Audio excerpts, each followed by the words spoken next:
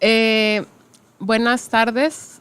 Gracias a los asistentes a esta sesión informativa sobre la convocatoria del doctorado en Historia que ofrece el Instituto de Investigaciones Históricas de la Universidad Autónoma de Baja California. Estamos en Tijuana, Baja California.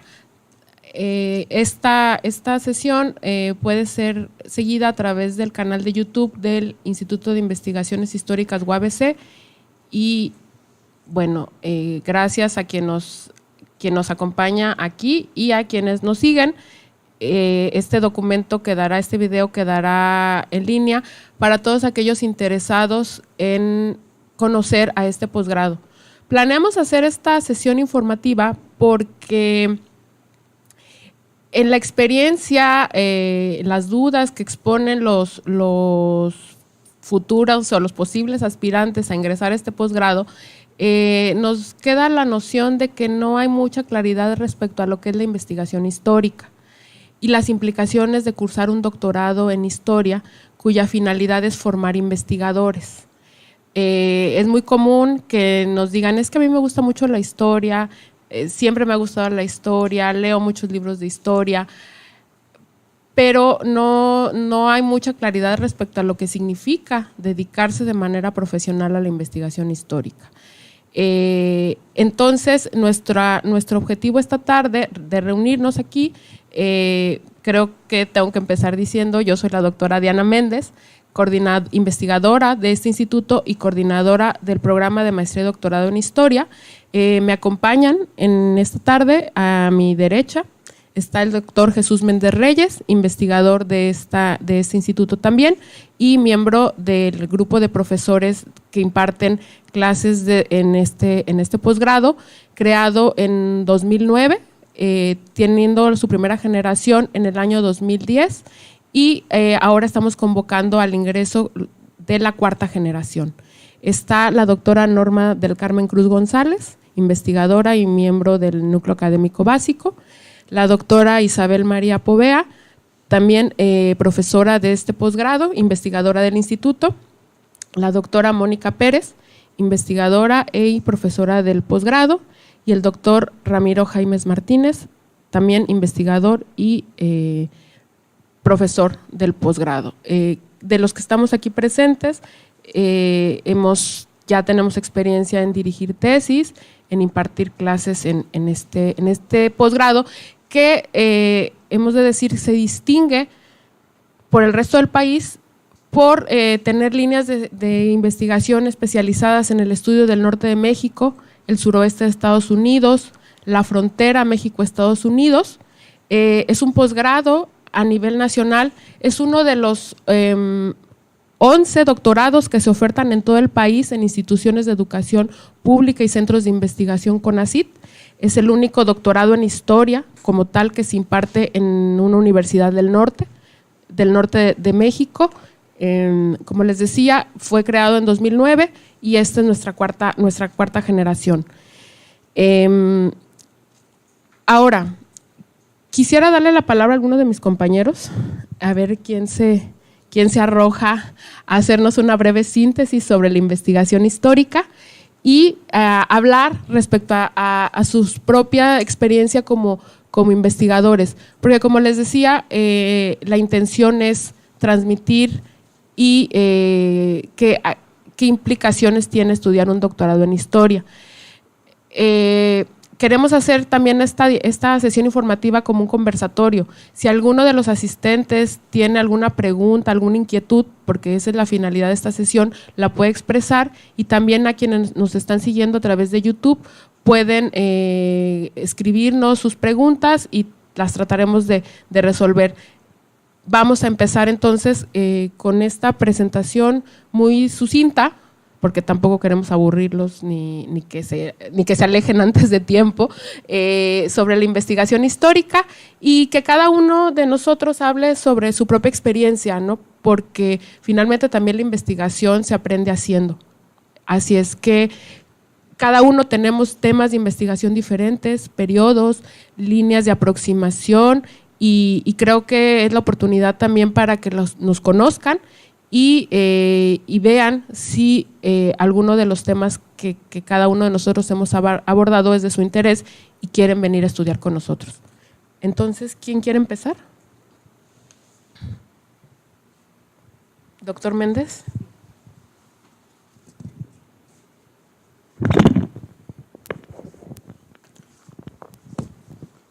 Bueno, ¿qué tal? Buenas tardes. Mi nombre es Jesús Méndez Reyes, soy profesor investigador de UABC desde hace más de una década, miembro del Sistema Nacional de Investigadores, y quisiera comenzar señalando un punto de los que abordó la doctora Méndez Medina sobre la característica de este posgrado, de este doctorado. Hay, digamos, desde la órbita de CONACYT, dos tipos de posgrado. Uno que está relacionado con lo profesionalizante, es decir, con el ejercicio ya de la docencia, de la museología, de la curaduría de arte. Otra vertiente que no necesariamente está ligada con este posgrado, que este es de investigación. Este doctorado de investigación supone justamente buscar, encontrar, darle seguimiento a los procesos de una comunidad como la del norte de México, como esta frontera en la que nos ubicamos y sobre todo con el suroeste de Estados Unidos, que se vincule a un espacio geográfico e histórico más amplio.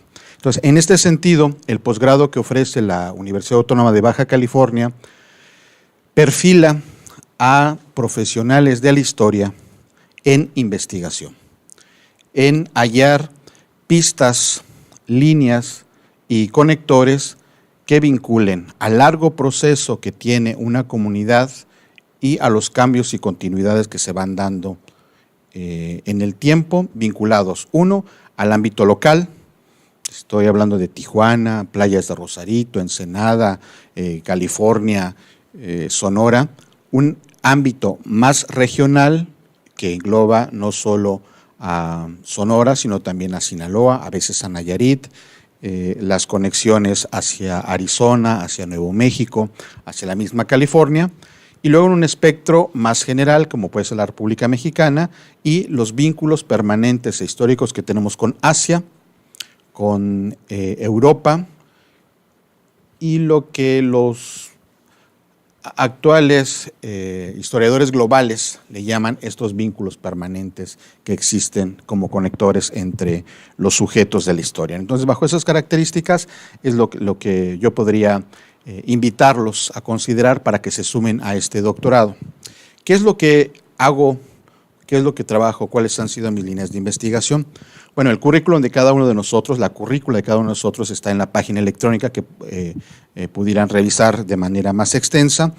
Mi formación está dentro de las disciplinas de las ciencias sociales y lo que he hecho en mi larga carrera, y bueno, yo soy el más viejito de aquí de este cónclave de académicos, ha sido asuntos relacionados con la economía. Entonces, por eso me he enfocado a la a la historia económica relacionado justamente con las empresas, las cooperativas, el desarrollo, la producción, los servicios, digamos, como una línea importante de investigación. Otra tiene que ver con el cambio de las comunidades desde el ámbito político. Entonces, cómo el rejuego de la competencia cuando ya tenemos o logias masónicas, clubes, partidos organizados, partidos de gobierno, etcétera, le van dando también una cara y una perspectiva distinta a nuestras comunidades, ¿no? Entonces, es otra vertiente, la llamamos la historia política o la nueva historia política, que se dedica a los actores, ya no tanto a los grandes reyes, a los imperios, etcétera, sino a darle seguimiento a otros actores. Y por último, historia social desde la vertiente de género, es decir, cómo es que las mujeres o los grupos no visibles en las comunidades de larga temporalidad han tenido presencia de manera permanente, sea en Nueva España, sea en el siglo XIX, en el siglo XX, en el siglo XXI, y que por lo tanto se le puede dar seguimiento, ¿no? Entonces, bajo estas primeras líneas quisiera invitarlos a que reflexionen bien, a que se suman, cuáles son nuestras líneas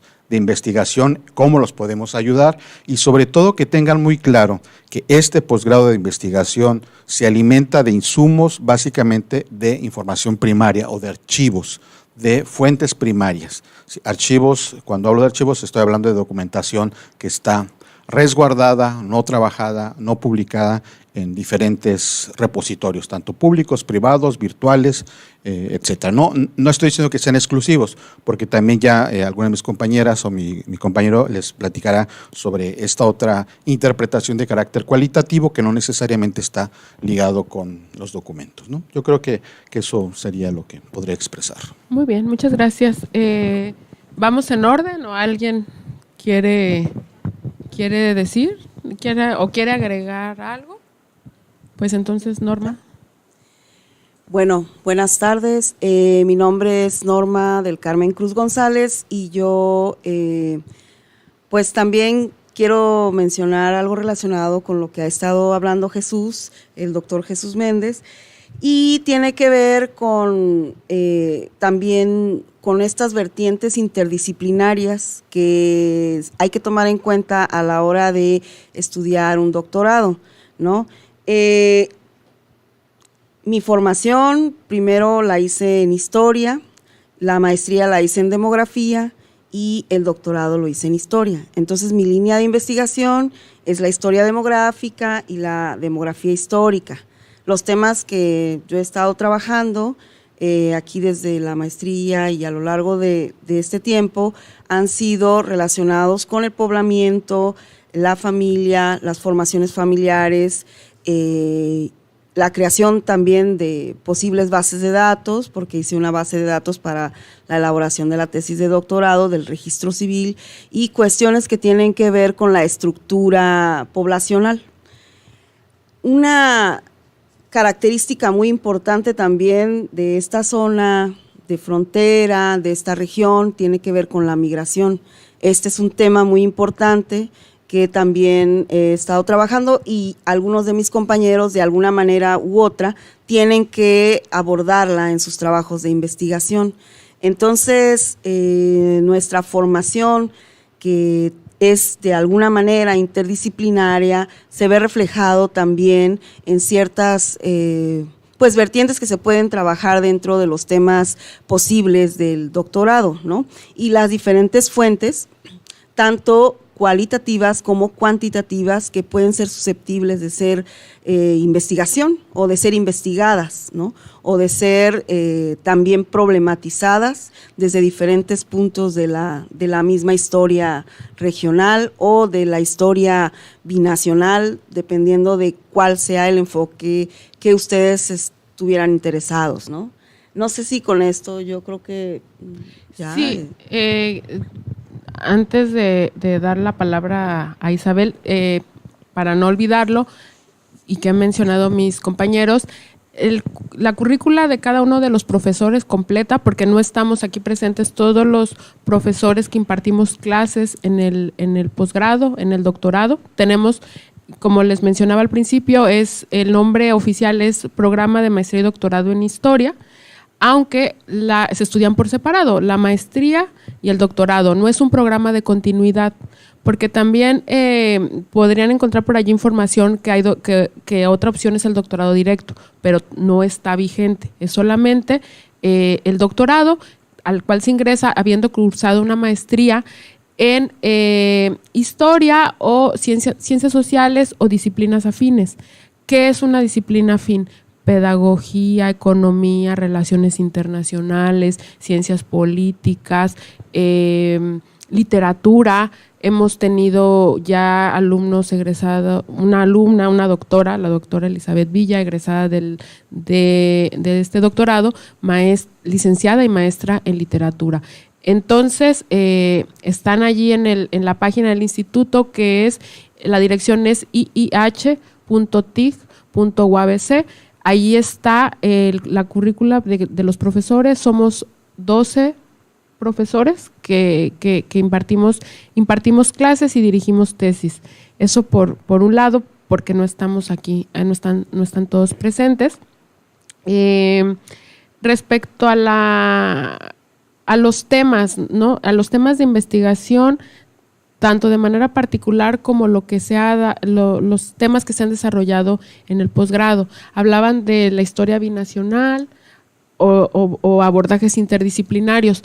Algo que me parece que es una beta a desarrollar y que ya se ha dado visos en este posgrado es estudiar el sur de California desde México o por historiadores mexicanos. Me parece que esa incursión a temas que son propios o que pueden ser propios de la frontera, pero que pueden remitir exclusivamente a California, a mexicanos en California o en el suroeste de Estados Unidos, es algo que aún está por hacerse y que está pendiente en la historiografía, y que desde este posgrado ya se han hecho aproximaciones, se han hecho trabajos, y que creo que podemos desde México, desde la visión mexicana y la historiografía mexicana, contribuir. Entonces, ahí está otra posibilidad.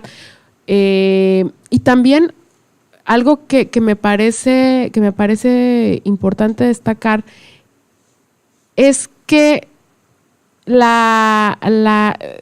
se abordan temas regionales, pero es muy diferente tratarlos desde este ángulo, desde esta presencia física, con las fuentes que tenemos disponibles aquí, que si se estudia en una institución del centro del país, una institución nacional, independientemente de que si estén en el centro político de México. Es decir, estudiar temas sobre relaciones México-Estados Unidos desde lo regional con las fuentes que tenemos acá cambia mucho la perspectiva, y aquellos que estén interesados en tener esta otra óptica y en conocer también cómo se escribe la historia o cómo se plantean los problemas desde otro lugar físicamente situados, puede ser una buena oportunidad. Le doy la palabra a la doctora Isabel Povea para que nos hable de sus temas y de su experiencia en la investigación histórica. Hola, buenas tardes. Soy Isabel Povea. Soy doctora por la Universidad de Granada, soy española. Estudié licenciatura y doctorado en historia porque desde pequeña a mí me gustaba la historia, pero me gustaba la historia no de los grandes personajes, de los grandes reyes, sino que a mí siempre me interesaba la historia de los personajes de abajo del mundo laboral. Y entonces desde que decidí pues, poder tener herramientas analíticas y críticas para poder desarrollar un trabajo y una investigación histórica, me matriculé en un doctorado en historia. Y desde el principio mi línea de investigación ha estado en el marco de la historia social y del mundo del trabajo en la época virreinal, y primero estudié el mundo andino y la historia de la minería, de los trabajadores mineros en zonas donde existía mano de obra forzada, y luego en una segunda etapa, después de terminar el doctorado que realicé sobre historia de la mina de mercurio de Huancavelica, llegué con un postdoc a México, y entonces cambié un poco el espacio, pero seguía la misma temporalidad y la misma temática, que era el mundo de los trabajadores y las relaciones laborales en el ámbito minero. Es ahí donde he seguido siempre desarrollando mi trabajo y mi línea de investigación. Considero, como mencionaban los que me antecedieron, ellos mencionaron la posición privilegiada de Tijuana, su condición de frontera y, por tanto, un lugar idóneo para estudios de migraciones, estudios de frontera, pero Tijuana también tiene una particularidad, y es que está en Cuenca del Pacífico, y hoy día los estudios sobre el Pacífico están tomando cada vez mayor relevancia, y antes sí tenían el foco del Atlántico como un centro donde la carrera de Indias, que para el periodo colonial, para el periodo virreinal era como central. Hoy día ese eje está como girando gracias a los estudios de historia global, y aparece como el Pacífico y la importancia que realmente tuvo el Pacífico, incluso llegando en el siglo XVII a ser como un centro del comercio, más incluso que el mundo atlántico, que era como el que siempre se había prestado atención. Entonces considero que Tijuana, por esa posición en el Pacífico, podría ser un lugar idóneo también para abordar esa perspectiva. Muchas gracias, Isabel. Le vamos a dar ahora la palabra a la doctora Mónica Pérez. Buenas tardes. Sí, yo soy Mónica Pérez. Yo vengo de San Luis Potosí. Estudié un doctorado en Humanidades con especialidad en Historia en la UAM Iztapalapa. Y bueno, también como Isabel, Yo estoy formada o he hecho mis investigaciones, mis intereses de investigación siempre han estado dirigidos hacia entender los procesos sociales en los reinos de las Indias, ¿no? Sobre todo Colombia y la Nueva España me han interesado algunos procesos compartidos hacia el siglo XVIII. He estado estudiando sobre todo siglos XVII y XVIII, parte del XIX, con referencia a la convivencia interétnica.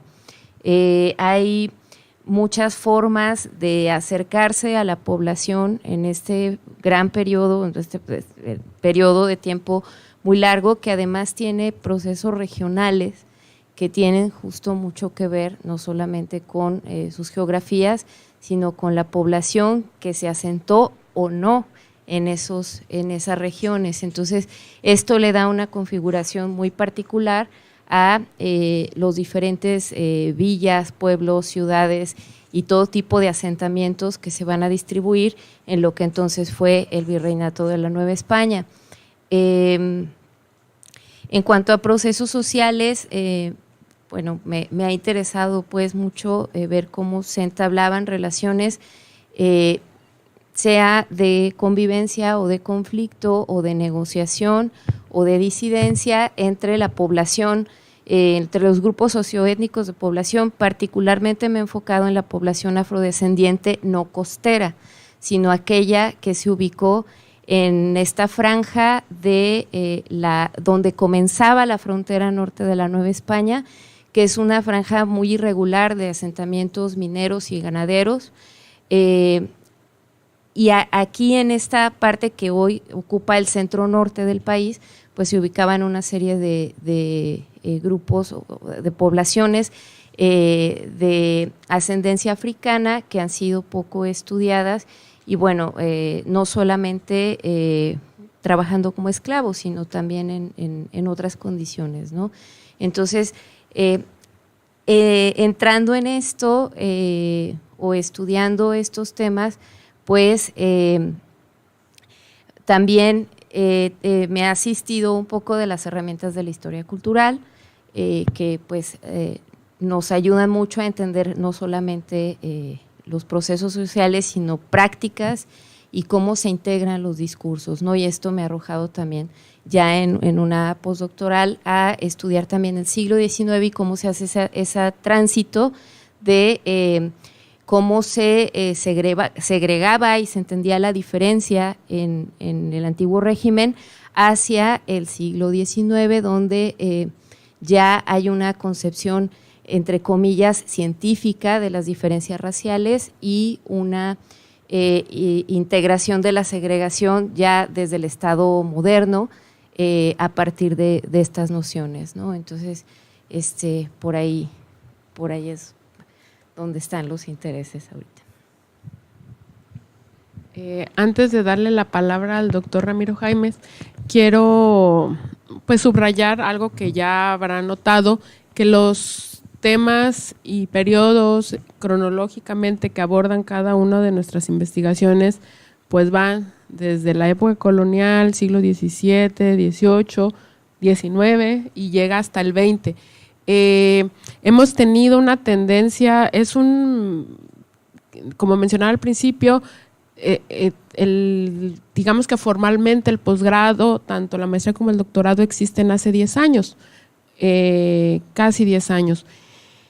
Y hemos tenido una racha de estudios sobre el siglo XX. Parecería que la tendencia de los estudios históricos va hacia el siglo XX, ¿no? Cuando hace 20 años la época colonial era el predominio y hacer historia del siglo XIX pues ya estábamos innovando, ¿no? Y ya irnos hasta el 20, en la UNAM se decía que después del año 1940 esos estudios eran para economistas y tenían que hacerse desde las ciencias sociales porque la historia era algo muy reciente. Claro que eso ya quedó, esas visiones ya han quedado superadas, pero ahora ya la pirámide se invirtió. Entonces, se hacen muchos estudios sobre el siglo XX, pero ahora, y con este fortalecimiento en cuanto a personal que ha tenido, que ha recibido este instituto, pues tenemos 2 especialistas, como las acaban de escuchar, en temas coloniales y entrado el siglo XIX, lo cual también pues esperemos que ayude a que se generen más investigaciones sobre ese tema, sobre esos temas que ellas trabajan, historia social, historia cultural, historia de la minería, que se fortalezca, aunque claro, muchos de esos procesos, o bueno, de las tesis que se han hecho acá, pues remiten al siglo XX y cada vez cosas más contemporáneas, ¿no? Pero no tenemos que olvidar, y la incorporación de las colegas ayudará mucho a cubrir un espectro cronológico mucho más amplio con especialistas en esos temas. Ahora le voy a dar la palabra al doctor Ramiro Jaimes, de los más antiguos del posgrado. Muchas gracias. Buenas tardes, mi nombre es Ramiro Jaimes, investigador también del instituto, y como los colegas que acaban de hablar, pues vengo a hablarles también, a decirles, a invitarles a entrar al doctorado. En primer lugar, quisiera platicar sobre las líneas de investigación que realizo. Se basan principalmente en dos ejes, que es el cambio religioso en el norte de México y lo que podría ser la formación de los campos o espacios sociales donde la religión, instituciones y agentes individuales se relacionan con otros ámbitos o otros campos de la sociedad, principalmente en Baja California y en el norte de México. Yo he trabajado estos temas desde 2 disciplinas principalmente, desde la sociología de la religión y desde la historia de las religiones. La idea, mi formación es también interdisciplinaria, soy historiador de licenciatura y sociólogo, podría decirse, de maestría y de doctorado. Sin embargo, en este punto quisiera mencionar lo que sería para mi persona el estudio de la historia. Básicamente, como mencionaron los compañeros, ese es un doctorado en historia. Sin embargo, está abierto a otras carreras, a otras disciplinas afines, como lo mencionaron, tanto la doctora Diana como el doctor Méndez y la doctora Norma. ¿Y esto qué significa? Significa que si eres sociólogo o antropólogo no puedes entrar al doctorado. Me parece que no. Por experiencia personal les puedo decir que sí se puede entrar a un doctorado en historia. Hemos tenido alumnos de otras disciplinas. La única cuestión es que la historia o que la variable temporal juegue un papel importante en los problemas de investigación. Esto es muy importante. Ahora, nosotros tenemos archivos aquí, fondos muy importantes en el instituto. Hay otros archivos en el estado o en la región de la que pueden disponer. Y no es por una cuestión disciplinaria que pensemos, si no visitas un archivo, pues no haces historia. No, la cuestión es muy simple. Necesitamos esos archivos precisamente para ver esa trayectoria temporal que queremos documentar. Si tuviéramos gente que vivió 200 años o 100 años, podríamos entrevistarlos. Obviamente, es una fuente que nosotros podemos recurrir. Entonces, no estamos cerrados. La historia social, la historia cultural se alimenta de otras disciplinas, de la antropología, de la sociología y de la economía también. Entonces, si alguno de ustedes nos escucha desde una de las disciplinas afines, puede construir perfectamente un trabajo, un proyecto de investigación pensando en la variable temporal y conectarla con alguna cuestión actual. Es decir, como lo dijo la doctora Diana, tenemos muchos temas del siglo XX y se pueden investigar desde múltiples perspectivas con ayuda o de herramientas analíticas de diferentes disciplinas o corrientes teóricas o metodológicas. Otra cuestión que me parece interesante, y con esto quiero cerrar mi participación, es cuando uno está, por experiencia también se los voy a mencionar, cuando uno está eligiendo un doctorado, generalmente tiene 2 o 3 en mente y piensa, bueno, si no le atino a uno, le puedo atinar a otro. En realidad lo práctico es pensar en 2. Porque si uno construye más o menos un problema y un protocolo más o menos consistente, que tenga un buen tema, delimitado, temática, temporal y espacialmente, que además tenga un problema de investigación coherente con una hipótesis o una respuesta provisional, no digamos muy acabada, pero sí algo lógica, y además genera objetivos concretos. Con eso tienen la parte medular de un proyecto de investigación, y de hecho nosotros en nuestra página tenemos una pequeña presentación de los elementos que consideramos básicos o fundamentales para un protocolo. Entonces, es una cuestión, al empezar, al pensar en un doctorado, pues construir un buen protocolo y pensar en dónde va a estar, ¿verdad? Este doctorado tiene muchas ventajas. Algunas ya las mencionaron. Otra ventaja muy importante es que tiene beca CONACYT. Entonces, eso es fundamental a la hora de elegir. Generalmente uno piensa, bueno, tiene beca CONACYT, y tal vez que me queda en otro lugar que me interesa no la tiene. Pues la elección básicamente va a ser muy sencilla. Hay que ir donde el apoyo nos va a permitir desarrollar y terminar una tesis. Entonces, desde lo personal, creo que debe construirse, debe elegir un tema con algo que a nosotros nos interese, pero también que estamos preparados para realizar. Con las herramientas de la historia, de la sociología, de la antropología o de cualquiera de sus disciplinas, se puede construir más fácilmente un tema. Y solamente les aconsejo que sí, la variable temporal debe estar presente. Generalmente en las disciplinas afines no se considera la variable temporal más que como un elemento contextual. Está por allí el antecedente, ¿no? Pero convertirlo en un problema de investigación, yo creo que ese es lo que identifica a un historiador. Gracias. Muchas gracias, Ramiro. Respecto a lo que mencionaba Ramiro y da pie para hablar de algunas cuestiones prácticas, que bueno, recogiendo impresiones de otros alumnos de generaciones anteriores, nos decían es que tienes que tomar decisiones muy rápidas en cuanto al tema de investigación, el planteamiento, para poder avanzar. Es un doctorado que, en primer lugar, de tiempo completo, dedicación de tiempo completo, se tenga o no se tenga beca CONACYT, porque sí, este posgrado pertenece al Programa Nacional de Posgrados de Calidad del CONACYT desde el 2011, y tenemos, en la última evaluación, recibimos el visto bueno hasta el 2020. Eso hace que se pueda tener becas, se puedan postular para becas de manutención de CONACYT. Hago énfasis en lo de manutención para quienes no nos escuchan fuera de México.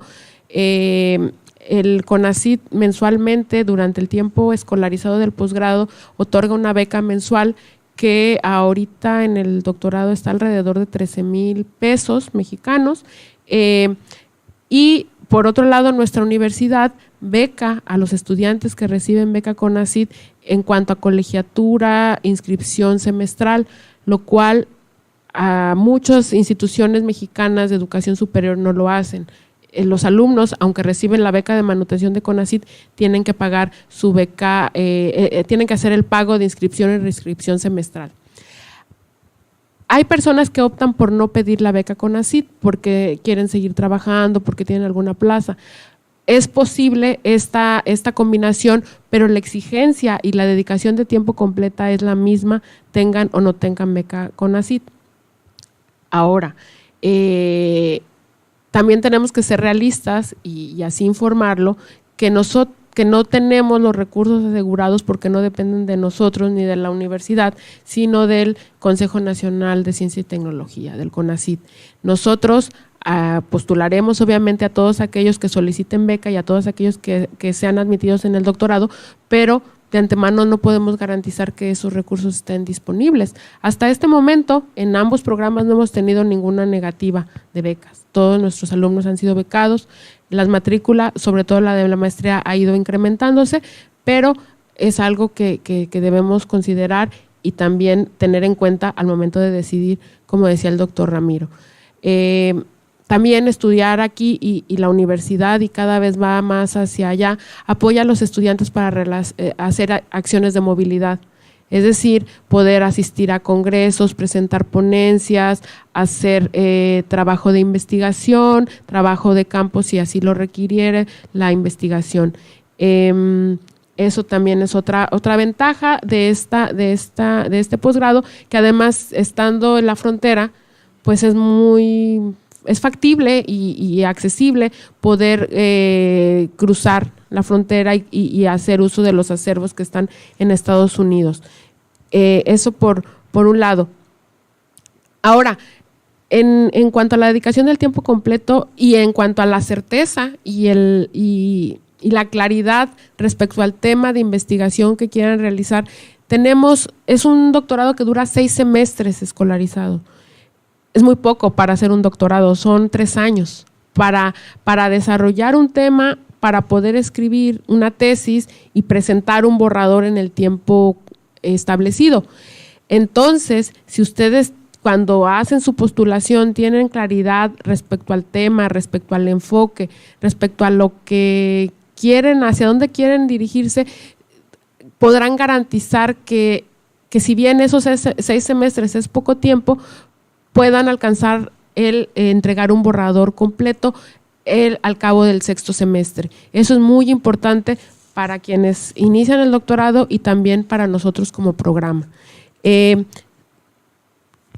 Entonces, voy a leer algo que está en la convocatoria. La convocatoria fue lanzada a principios de mayo del 2018 y vence el 28 de septiembre, es decir, tienen el mes de septiembre para entregar su solicitud con los documentos requeridos. No voy a leer todos los documentos, esos los pueden encontrar en la página del Instituto de Investigaciones Históricas que les mencionaba hace rato, iih.tig.uabc.mx/posgrado, pero sí voy a señalar los ejes temáticos en los cuales se desarrollan y que engloban los temas que ya los colegas han señalado. Conformación histórica del septentrión novohispano, historiografía del norte de México, México en el contexto de las relaciones internacionales, estudio de la formación de la frontera norte de México y sur de Estados Unidos, procesos migratorios, colonización, poblamiento y desarrollo económico del norte de México, élites locales y regionales, configuración de imaginarios sociales, representaciones sociales e identidades. Hay que dejar esto claro porque tenemos que ser coherentes respecto a los temas y los enfoques y esto que les acabamos de ofrecer y el perfil de nuestro posgrado. Porque finalmente eso es lo que nos distingue y nosotros tenemos que seguir abonando a esa distinción y tenemos que generar e impulsar trabajos que contribuyan a esta línea que nos distingue con los temas que ya se han expuesto aquí y que además cultivan otros colegas cuyos currículums, les decía, están en la página del posgrado. Ahora, quisiera hacer, no sé si alguno de los asistentes o si en el canal de YouTube hay alguna pregunta, alguna inquietud. ¿Nada? De los asistentes, ¿alguna duda, comentario? ¿Perdón?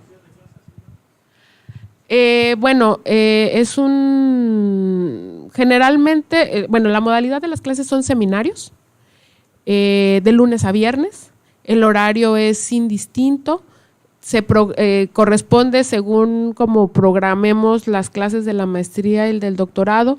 Generalmente los seminarios tienen una duración de 3 horas. En la convocatoria aparece el mapa curricular. Son 3 asignaturas por semestre, lo cual pues no implica que solamente vengo o asisten a las clases, sino es por el mismo carácter de la investigación y de acuerdo a los requisitos, es una dedicación de tiempo completo, ¿no? Porque además la beca y el apoyo se recibe para poder completar esta meta en 6 semestres, que es poco tiempo, es un programa intensivo, si lo quisiéramos llamar de esa manera, pero que también las materias están diseñadas para poder cumplir con el avance de investigación.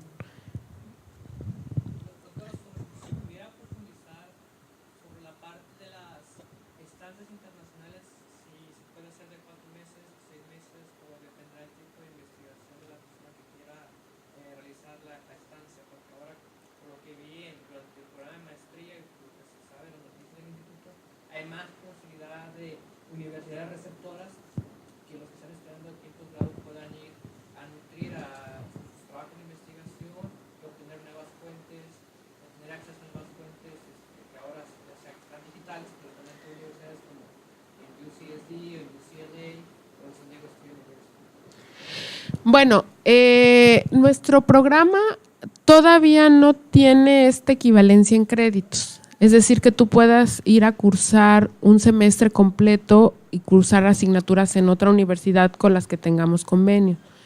Lo que sí se puede hacer es hacer estancias de investigación o tomar cursos que a veces son seminarios o cursos sobre temas concretos que no tienen que ver necesariamente con la currícula, pero que tienen relación con tu tema de investigación.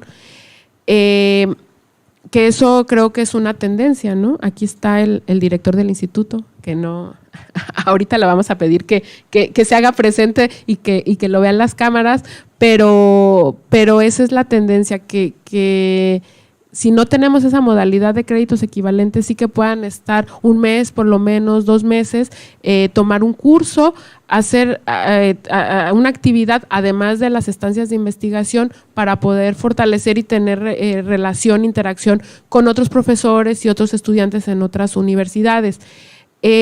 A partir del tercer semestre, no, del cuarto semestre se vuelve un poco más flexible, porque de acuerdo a la currícula hay seminario de tesis, hay lecturas dirigidas, entonces si el director de tesis está de acuerdo, se pueden hacer una estancia de 2 meses, es decir, se puede llegar al acuerdo de que ustedes, claro, justificado con un curso, una estancia de investigación, lo puedan hacer, pero es lo deseable, ¿no? Que haya más movilidad, pero una movilidad con un propósito muy concreto y que sea avalado por el director de tesis y que obviamente pues corresponda al tema de investigación, ¿no? Sí. Nada más para agregar a esto, una enorme ventaja, y también a lo que decía Ramiro, una enorme ventaja de que el programa pertenezca al Padrón Nacional de Posgrados de Calidad es que los estudiantes tienen oportunidad de concursar también para ampliar sus becas a becas que se llaman de mixtas, que es que permiten precisamente ir a universidades no solamente de Estados Unidos, sino de cualquier parte del mundo, hacer estancias de investigación, hacer cursos, y eso pues se platica justamente con los directores de las tesis para poder acceder también a estos recursos con los que, digo, en la experiencia de investigación creo que de varios de nosotros, como estudiantes de posgrado, pues muchas veces accedimos precisamente a estancias internacionales con estas becas. Por eso es importante que a la hora de seleccionar un doctorado vean efectivamente que pertenezca a PNPC. Es muy importante eso por los demás apoyos, no solamente por las becas. Sí, yo antes de cederle la palabra al doctor Rogelio Ruiz, nada más respecto a las becas de movilidad del CONACYT, también la UABC, que son las becas mixtas y que en la experiencia que hemos tenido hasta ahora no ha habido una negativa en ningún caso que hemos postulado para obtener una beca CONACYT, que en el caso del doctorado tienen la posibilidad de solicitarla 2 veces, pero son 12 meses en total los que les van a dar. Pueden hacer una primera solicitud de 6 meses en una universidad y otros 6 meses para recibir el apoyo para estar en otra, hacer una estancia o hacer de investigación o tomar un curso en otra universidad. Ahí solamente o son 2 internacionales o 2 nacionales, esa es una de las restricciones. También la universidad, la UABC, tiene un programa y cada vez, como les decía, se está incentivando esto de movilidad estudiantil a través del Departamento de Cooperación Internacional. esa es otra posibilidad. Aquí solamente pues hay que programarlo con tiempo y tener los requisitos para poder hacerlo. En estas experiencias que han comentado algunos egresados, y les decía, y a mí me quedó muy, muy grabado esto de las decisiones rápidas, que también en este doctorado de 6 semestres hay que planificar muy bien. Hay que ir con estrategia, ¿no? Es decir, y de alguna manera sí está trazado en el mapa, en el mapa curricular, en algo que se llama seguimiento a la trayectoria académica, ¿no? En qué momento hay que presentar avances en un coloquio, en qué momento hay que hacer una estancia, en qué momento hay que ahora tomar un curso.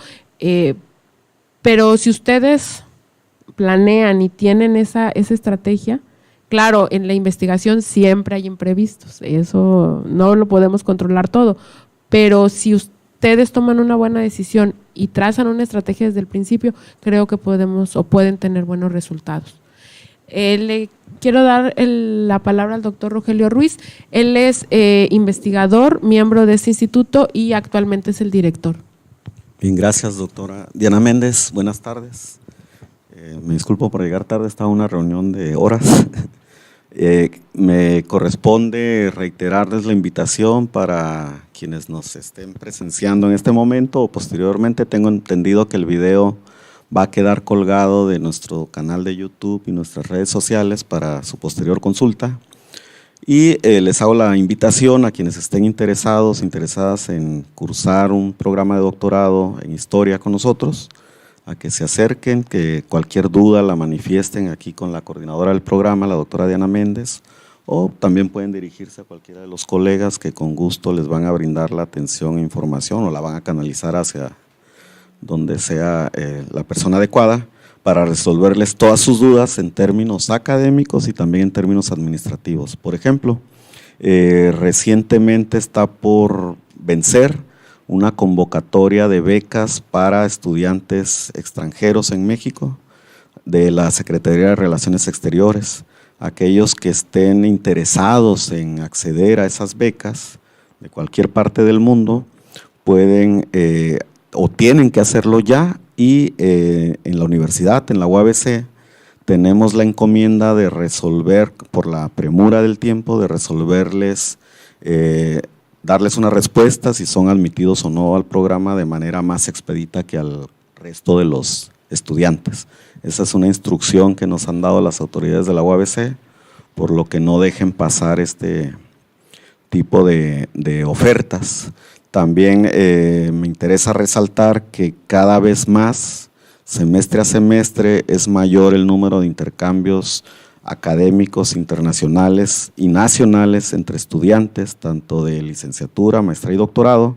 Aquí hay presentes algunos estudiantes de nuestra maestría, egresados ya, que han tenido la experiencia de hacer estancias internacionales en Argentina en 2 casos, en el sur de California en otro, y que han visto y constatado el beneficio que trae consigo tener esas experiencias de cursar intercambios académicos, siempre pensando en sus temas de tesis, en afianzar sus proyectos de investigación, y pueden dar cuenta también de las facilidades con las que han contado, tanto económicas, administrativas y académicas, para poder hacer estas estancias en el extranjero. Cada vez es mayor el listado, lo pueden consultar en las páginas o enlaces del Departamento de la Coordinación de Cooperación Internacional e Intercambio Académico de la UABC, donde pueden constatar que hay una amplia lista de universidades y centros de investigación alrededor del mundo, en los 5 continentes, en los que pueden ustedes también proponer y cursar estancias cortas que van desde el mínimo que nos pide el Consejo Nacional de Ciencia y Tecnología, es de 15 días, y pueden prolongarlo previo acuerdo con sus asesores, tutores académicos, hasta por 2, 3, 4 meses, dependiendo de las necesidades que tenga cada tesista. En el caso del programa es escolarizado, eso es muy importante. Se ha mencionado ya que es de tiempo completo, la dedicación y la exigencia que nosotros pedimos de los estudiantes, su compromiso es absoluto, y los resultados que hemos obtenido hasta la fecha pues han sido muy satisfactorios. Eso nos ha permitido poder ratificarnos en el Programa Nacional de Posgrados de Calidad, que finalmente es el que les brinda el acceso a becas de manutención a los estudiantes. Y además, en el caso de la UABC, la universidad les ofrece becas también de pago de las colegiaturas. En otras universidades y centros de investigación CONACYT, por ejemplo, los estudiantes tienen, aunque tengan beca CONACYT, tienen que pagar cada semestre o cada trimestre o cuatrimestre, tienen que pagar su admisión, su inscripción a cada semestre. Aquí no, aquí la UABC les da la beca y ustedes prácticamente no pagan nada. Ustedes son privilegiados, en el caso de nuestros estudiantes, no erogan o no desembolsan prácticamente ningún gasto de inscripción de colegiatura y tienen una serie de servicios que van desde internet hasta servicio de cafetería y un trato bastante digno en su condición y calidad de estudiantes. Muchas gracias. Quisiera alguno agregar algo respecto a pues las materias, los temas que se pueden desarrollar, temas de investigación, algo que invito o que pueda transmitir un poco respecto a la experiencia de cursar este posgrado. Digo, nosotros somos los profesores, no cursamos, no estudiamos aquí, pero algo que pueda ser de utilidad para los presentes o para quienes nos están viendo. Bueno, yo quisiera agregar, mencionó la doctora Diana Méndez que no están todo el equipo de trabajo, todos los profesores del núcleo académico básico, entonces los invitaría a que revisen la página para que identifiquen los trabajos, las líneas de investigación, cuáles son las vertientes de nuestro trabajo en el largo plazo, en estos años que hemos escrito, que hemos publicado, que hemos dirigido tesis, y también que se animen a preparar sus proyectos de investigación con el objetivo claro de que ustedes son los que van a hacer la tesis, ¿no? O que si no escucharon que alguien trabaje aquí tema de historia del arte o historia del teatro, que digan, pues entonces no, yo estaba muy interesado, pero pues como nadie trabaja esos temas, no voy a entrar, no, al contrario. Digamos, la labor de nosotros como tutores, como directores, como guías de sus investigaciones son básicamente de pastoreo, digamos, de ir recomendando bibliografía, archivos, revisar sus avances escritos, y ustedes son los que finalmente se comprometen con llevar la investigación y ubicar las fuentes, el objetivo, el trayecto completo, ¿no? Entonces, por eso aquí han señalado el doctor Rogelio y la doctora Méndez Medina acerca de el trabajo que se va acompañando, las ventajas que tienen ustedes o los postulantes para sumarse a un doctorado de excelencia dentro del padrón de CONACYT y que puedan sacar adelante, llevar a buen término sus proyectos. Creo que sería lo único que mencionaría. Norma, Ramiro, Isabel. Bueno, algo que también hay que resaltar es que, entre otras cosas, tenemos un archivo muy importante dentro del Instituto de Investigaciones Históricas. A nivel regional, este archivo es visitado por investigadores de muchos lugares. Tenemos documentos originales relacionados con el periodo del presidente Abelardo L. Rodríguez y también otros del archivo judicial de Baja California, que estuvo en Ensenada. Son documentos originales que pertenecen aproximadamente desde 1870 en adelante.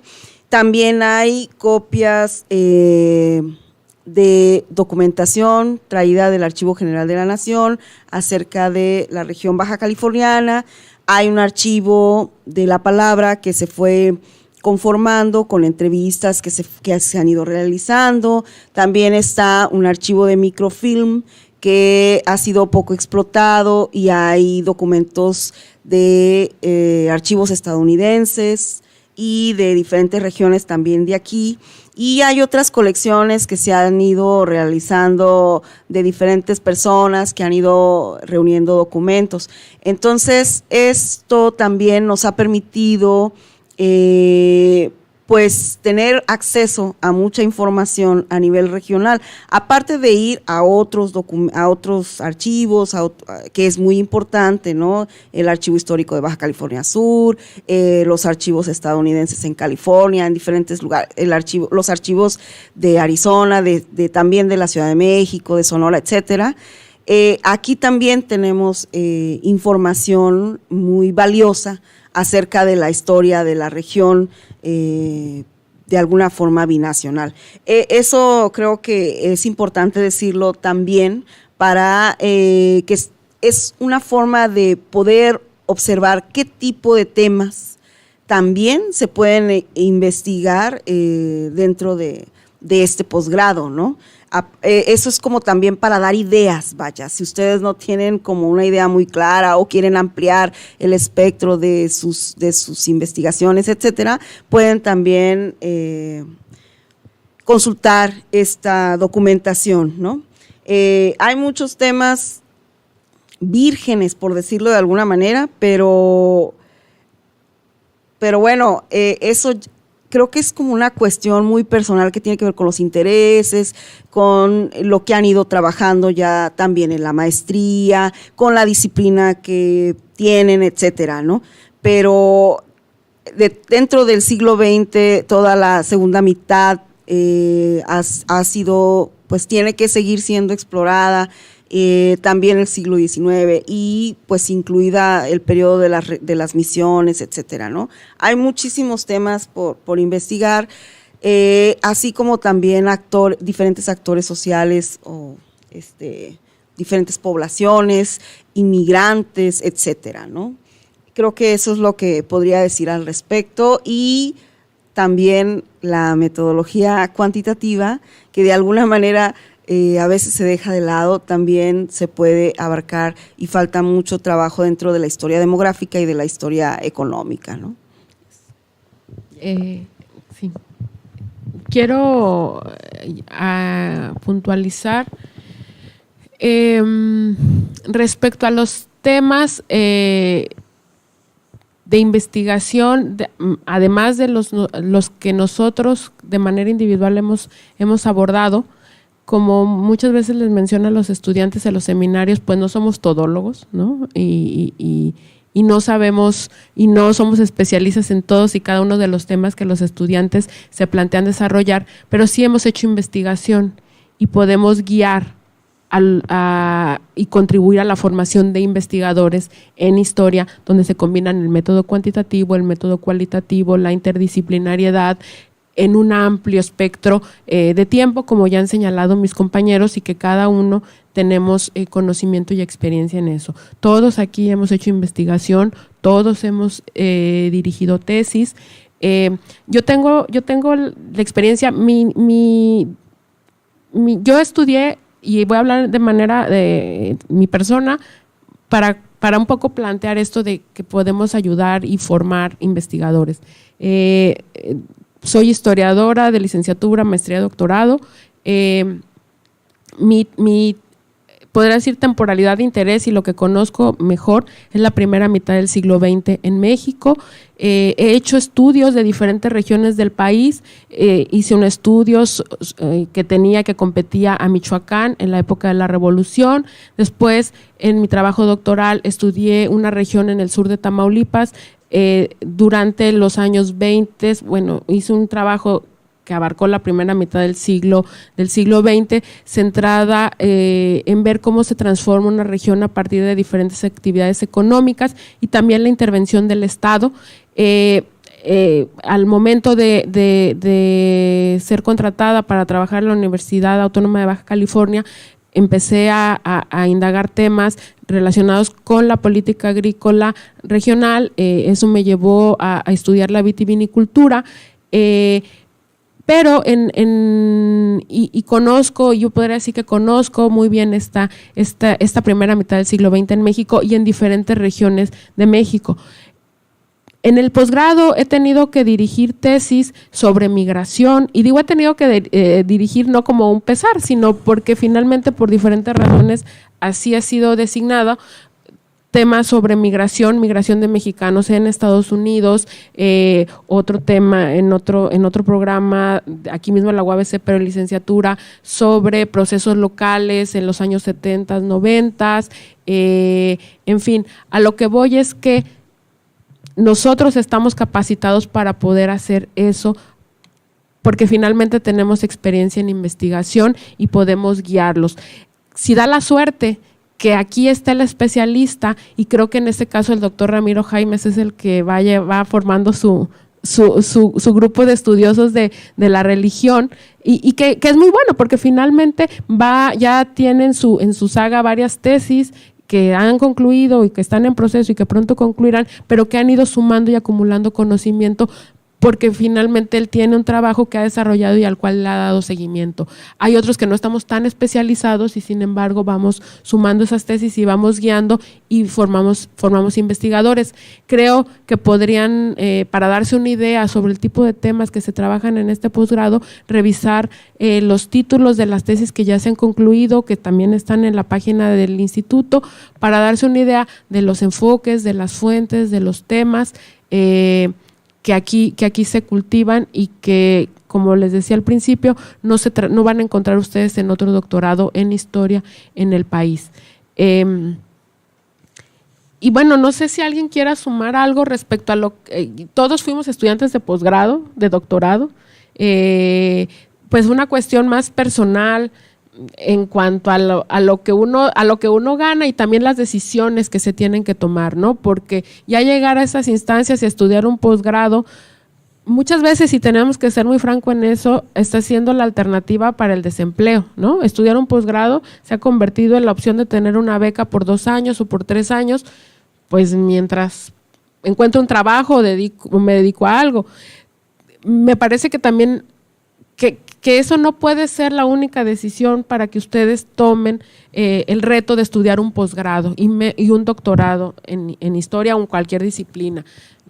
Me parece que debe ser una decisión bien pensada y que tenga una finalidad más allá de combatir el desempleo, porque también la tendencia, y aquí el doctor Rogelio no me dejará mentir, es a crear y a formar doctorantes proactivos, que busquen recursos, que gestionen recursos, que financien sus propios proyectos, que no estén esperando el tener una plaza de investigador, porque la realidad es que esas plazas cada vez son más escasas. Entonces, ustedes en su misma, y considérenlo también en el tema a plantear, en la rentabilidad y en la relación y en la vinculación que ustedes pueden tener con otros sectores de la sociedad a partir del tema que desarrollen, y que sea una manera de poder incluso iniciar un camino de manera individual a partir desde la disciplina en que se están formando.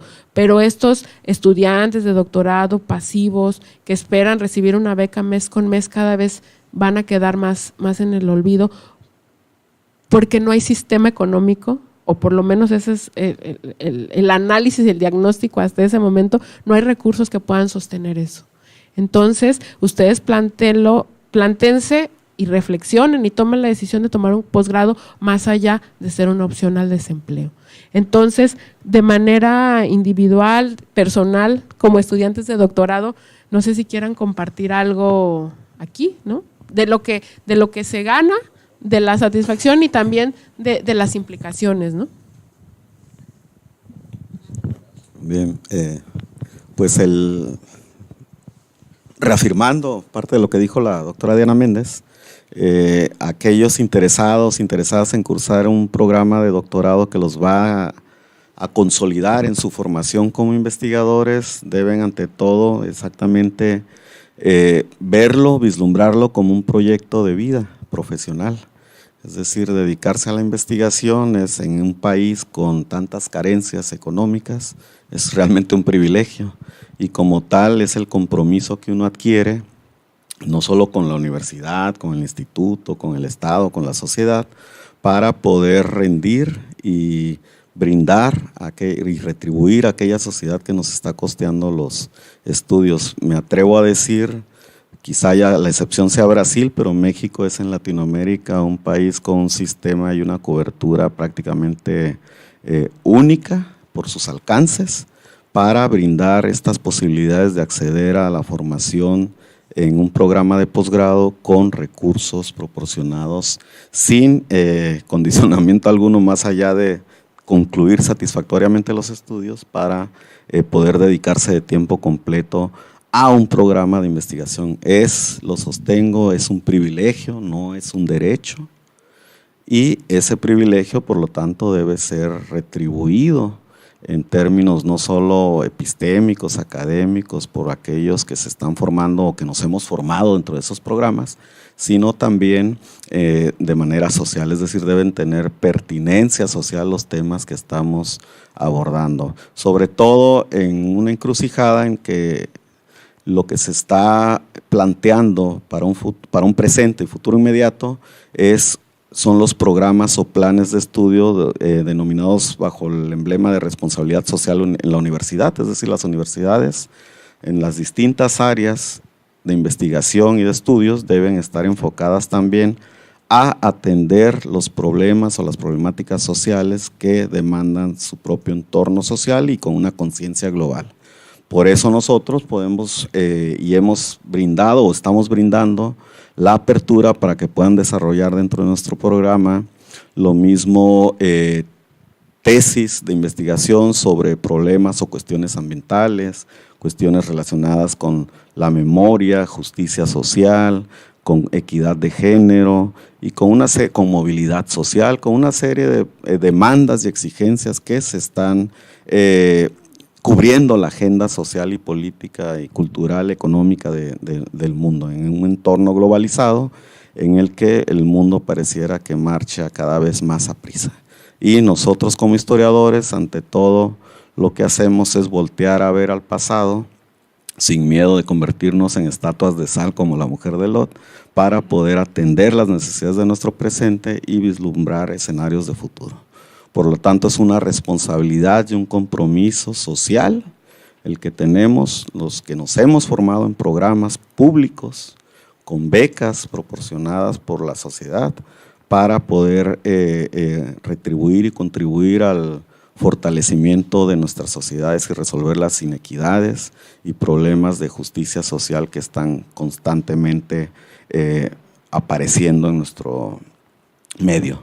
Y por lo tanto es lo mismo que exigimos. Nuestras experiencias han sido, considero, por eso estamos aquí, satisfactorias en términos profesionales, por eso no hemos abdicado y seguimos manteniéndonos en las trincheras de la investigación y de la docencia y de la gestión en términos educativos. Por lo tanto, los invitamos también a acudir a estos programas de doctorado o de maestría en su caso, con esta conciencia también social y esta apertura para poder retribuir satisfactoriamente a la sociedad que en este caso nos está proporcionando el acceso y la posibilidad de cubrir planes de estudios exigentes como los que están registrados en el PNPC.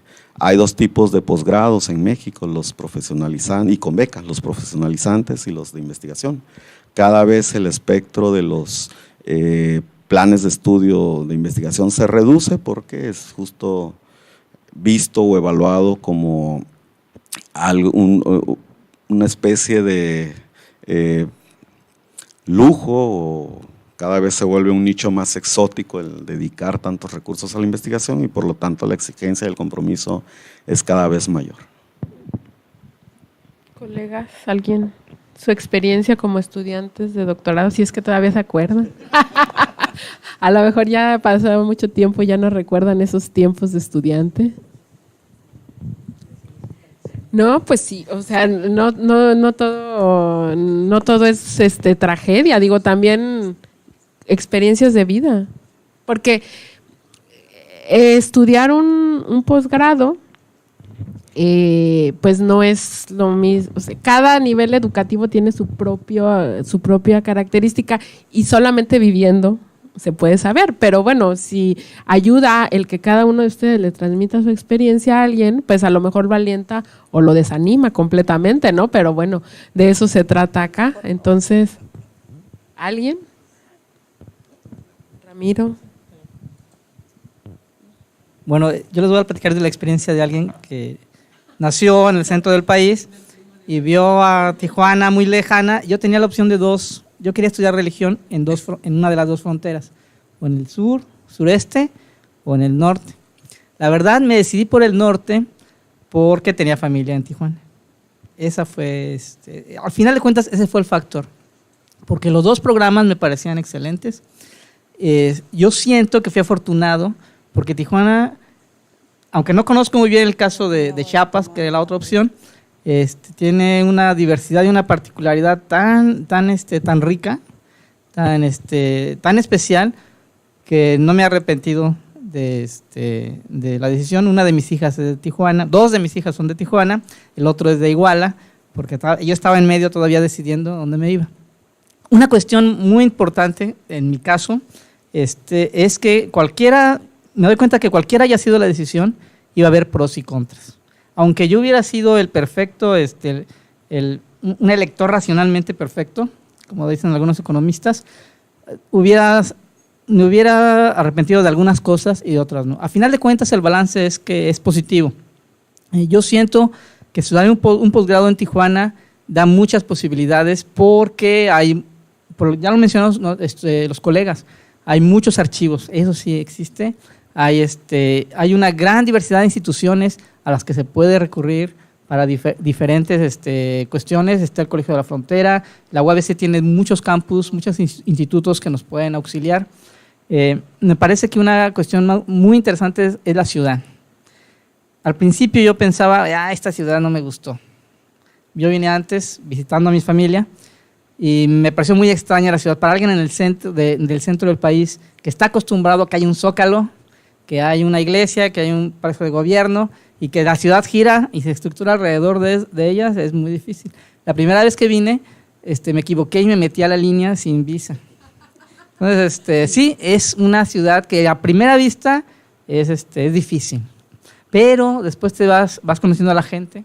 Es una ciudad multifacética, cosmopolita, porque te encuentras gente de Centroamérica, te encuentras gente del norte del país, de Estados Unidos, de Norteamérica, hay europeos también, poquitos, pero los hay, y hay mexicanos que son muy curiosos, ¿no? Que yo no hubiera conocido a los veracruzanos si no vengo aquí a Tijuana. Entonces, siento que en ese sentido la ciudad da muchas posibilidades. Estoy seguro que más posibilidades en infraestructura que si me hubiera ido a San Cristóbal, por ejemplo, ¿no? Entonces yo creo que eso es muy importante y sobre todo el apoyo. Si van casados, pues es un reto doble. Si van solteros, mi sugerencia es aviéntense, vénganse para Tijuana. Sí, por ejemplo, el doctor Ramiro vino a estudiar el doctorado aquí, no con nosotros, pero sí tomó la decisión de desplazarse, ¿no? De salir de su lugar de origen y pues tan le gustó que aquí se quedó a vivir y aquí ya tiene mucho tiempo, bueno, y además pudo conseguir un empleo para quedarse a vivir aquí. ¿Alguien más? Que no crean que todo es seriedad y todo es... trabajamos y exigimos, pero también somos empáticos y nos divertimos de vez en vez. Bueno, en mi experiencia yo me trasladé al Colegio de Michoacán en Zamora. Antes de irme ya había de aquí dos colegas, ya están jubiladas, que habían estado también estudiando en el Colegio de Michoacán, en Zamora. Y una de ellas me advirtió, me dijo, todo Michoacán es bonito, menos Zamora.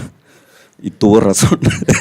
Pero ahí experimenté la vida de los colegios, que también Ramiro, por ejemplo, es del Colegio de la Frontera Norte, la doctora Diana del Colmex, el doctor Méndez también, Jesús del Colmex, pero el Colegio de México definitivamente, por donde está ubicado en el sur de la Ciudad de México y la metrópoli, con su particularidad en este país y en Latinoamérica, pues no se compara con la vida en el Colegio de Michoacán, incluso en el COLEF, porque en el COLEF tengo entendido la mayor parte de los estudiantes e investigadores son foráneos y no salen de playas, ¿no? Se encuentran hasta en el Oxxo. En Michoacán es algo parecido. Es un lugar pequeño, una ciudad pequeña, bastante conservadora en términos del catolicismo y pues definitivamente la dinámica es diferente. Al venir de Tijuana, la frontera siempre asusta en otros lados del país y recuerdo que el primer día que me presenté ante mi tutor me advirtió y él presuponía que por venir de Tijuana, pues tal vez estaba habituado a un ritmo de vida más dinámico e intranquilo que el que se lleva en Zamora. Entonces lo primero que me advirtió es que no tuviera pósters de mujeres desnudas en las paredes, porque los zamoranos se asustaban, ¿no? En realidad yo no tenía ni una foto de mi hija en la pared, entonces menos iba a tener un calendario de esos que tienen los talleres mecánicos, pero es parte del prejuicio y de los cambios también que se confrontan cuando uno se traslada de un lugar a otro para estudiar y cursar estudios de posgrado. Realmente los estudios de posgrado del CONACYT en general, por lo general, son bastante demandantes, queda poco tiempo para la vida social, pero también lo hemos vivido como estudiantes de doctorado, conocemos que es importante también liberar la mente, despejarla, relajarla y les garantizo que en una universidad pública masiva pues la dinámica es distinta, es quizá menos enclaustrante que en los colegios y también pensando en que no todo es seriedad y estar sentado. El trabajo de historiador, quizá el de otras disciplinas afines también lo sea, es bastante solitario, hay mucha soledad, hay que estar horas y horas de un trabajo arduo, escribiendo, leyendo, pensando, reflexionando. Nosotros tenemos esa experiencia y por lo tanto también conocemos de los riesgos y los peligros de la vida sedentaria a los que te conduce un programa de posgrado. Además de la soledad, puede ser hasta depresiva. Por eso aquí tenemos nosotros opciones, tenemos un club de fútbol, por ejemplo, el Atlético Braudeliano, que en el nombre lleva la penitencia, es de larga duración, y pues jugamos cada jueves aquí en la cancha del Mediterráneo, que está a unos metros. Estamos también, tenemos la fortuna de tener una alumna cubana, Claudia, que es excelente bailando salsa y también en ciertas semanas nos da algunos cursos para mover los pies.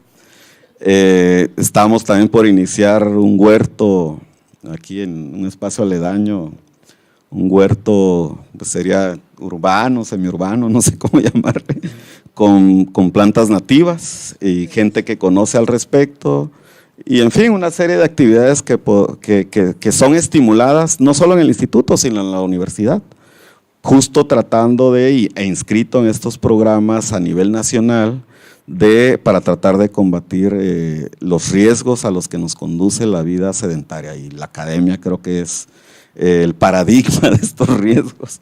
Por lo tanto, es algo que se incentiva de manera institucional. La actividad recreativa, pensando también en dinamizar y hacer más llevadera la existencia, porque los programas de posgrado son muy rigurosos, efectivamente nos conducen a situaciones de estrés que a veces hay que tener medios y modos de dosificar y de poder administrar ese estrés para también que también se va a reproducir en una conclusión satisfactoria de nuestras tesis de grado, en este caso de posgrado. Yo quiero mencionar algo y bueno, y que se dirija a esto que les pedí a los colegas, las colegas que hablaran respecto a la decisión de estudiar un doctorado como parte de un proyecto de vida, que creo yo que tiene que ser una decisión motivada más allá de la coyuntura o de la necesidad económica, porque uno dedica mucho tiempo y a veces lo hace un poco de manera inconsciente, como fue mi caso. Las circunstancias me llevaron a estudiar el doctorado a muy temprana edad. Y creo que también puede ser más provechoso cuando uno ya tiene un proyecto claro, tanto un proyecto de vida como esta claridad respecto a dedicarse a la investigación, porque el hacer investigación, y en el caso de la investigación histórica, en muchos momentos puede ser hasta un estilo de vida, ¿no? La disciplina, esto que mencionaba Rogelio de muchas horas investigando, escribiendo, donde nadie lo puede hacer más que tú solo. Es una actividad ciertamente muy solitaria. Pero que sería también, si alguien quiere compartir su experiencia respecto a, no sé, la elección de un tema de tesis, ¿no? Que aquí es deseable que ya vengan con una idea clara un poco para ganar tiempo al tiempo, pero que sí, como yo creo que lo mencionó en algún momento la doctora Norma, tiene que ser una decisión muy libre, porque ustedes le van a dedicar tanto tiempo, tantas horas, años a eso, y muchas veces se puede convertir en un tema que los defina, y si es que siguen por la línea, por esa línea de investigación o hacen una vida académica o demás, se van a volver especialistas en eso y los va a acompañar durante mucho tiempo, y vale la pena que es algo que ustedes deseen hacer, que les motive, que sea una inquietud genuina. Entonces, no sé si alguien quiera compartir alguna experiencia sobre la elección de un tema, ¿no? Bueno, pues ya tengo el micrófono. Quiero decir que mi experiencia primero fue un poquito al revés. Yo nací aquí en Baja California, en Tijuana, y estudié el doctorado en la UNAM, en la Ciudad de México. Entonces, el doctorado tiene la calidad de ser tutoral, entonces yo iba cada 6 meses a entregar avances. Pero la primera vez que estuve yendo, bueno, después primero estuve pensando en el tema, ya hablando sobre lo que está mencionando la doctora Diana Méndez, y mi tesis de maestría fue sobre el poblamiento de Baja California en el periodo el periodo cardenista. Entonces, como yo tenía la inquietud de seguir trabajando con la línea de la historia demográfica, pensé en que tenía que trabajar el archivo del registro civil, que va de 1861 a 1914, lo relacionado con lo que ahora es el estado de Baja California, ¿no? Partido Norte y Distrito Norte de la Baja California. Entonces, pues hice un proyecto que tenía que ver con la elaboración de esta base de datos y con la estructura matrimonial o familiar de Baja California. Cuando presenté el trabajo en la UNAM, me dijeron que quién trabajaba ese tema, y yo dije, pues nadie. Entonces, ¿cómo le vamos a hacer aquí? Y yo, bueno, pues yo estoy presentando esta idea y este proyecto. Entonces, ahí anduve buscando, y el doctor Sergio Ortega Noriega tuvo a bien creer en este proyecto. Sí, que en paz descanse. Yo le agradezco mucho en su momento, porque pues ahí, como yo no había estudiado en la UNAM antes, yo no conocía casi a nadie, no tenía tiempo de andar algo que le llamamos cabildear, o estar yendo con los investigadores para ver los diferentes proyectos, etcétera. Entonces yo llegué con el proyecto así, y pues él me dijo, bueno, ok, pues me designaron a él porque trabajaba el norte, pero el norte, bueno, pues es Sinaloa, ¿no? Entonces, estuve trabajando con él, le agradezco mucho, también con la doctora Teresa Lozano, y luego se sumó la doctora Josefina MacGregor, y entre ellos tres estuvieron apoyándome en ese proyecto, y yo venía, trabajaba, iba y entregaba avances, y me regresaba, trabajaba acá, y luego iba y entregaba avances, hasta que terminé la tesis. Sí fue como un poco, pues